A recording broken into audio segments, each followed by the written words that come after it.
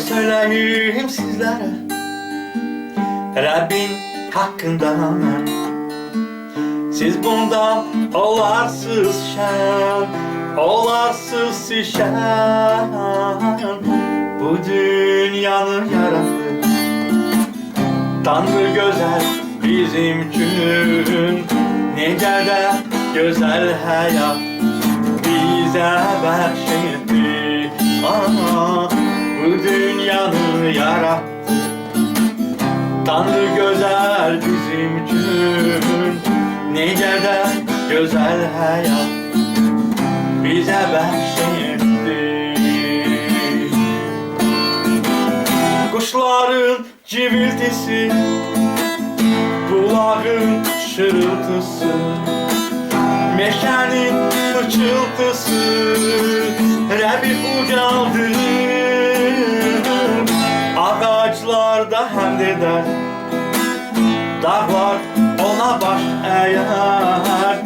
Küləklər yeni nəğmə bizə gətirər. Ağaclarda həmd edər, dağlar ona baş əyər. Külək yeni nəğmədə izzət gətirər. Qoy sevinsin qəlbimiz, şənləsin ürəyimiz. Okusun qoy dilimiz Rəbbə izzəti.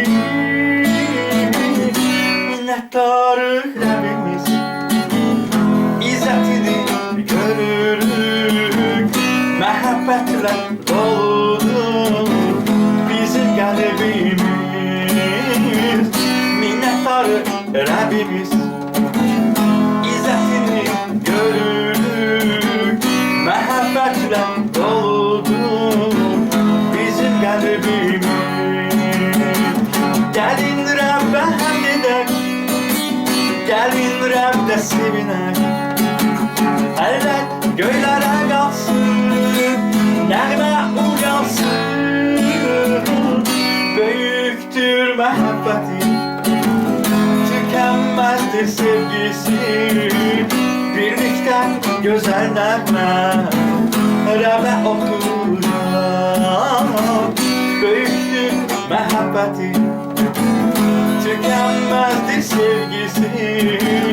Birlikdə gözəl nəğmə Rəbbə oxuyaq. Qoy söyləyim sizlərə Rəbbin haqqından. Siz bundan olarsız şən, olarsız şən. O bizi satın aldı, öz qanını axıttı, özünü qurban verdi.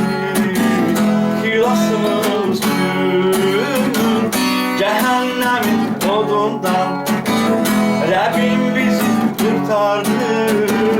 Cənnetin qapıları bize açıldı.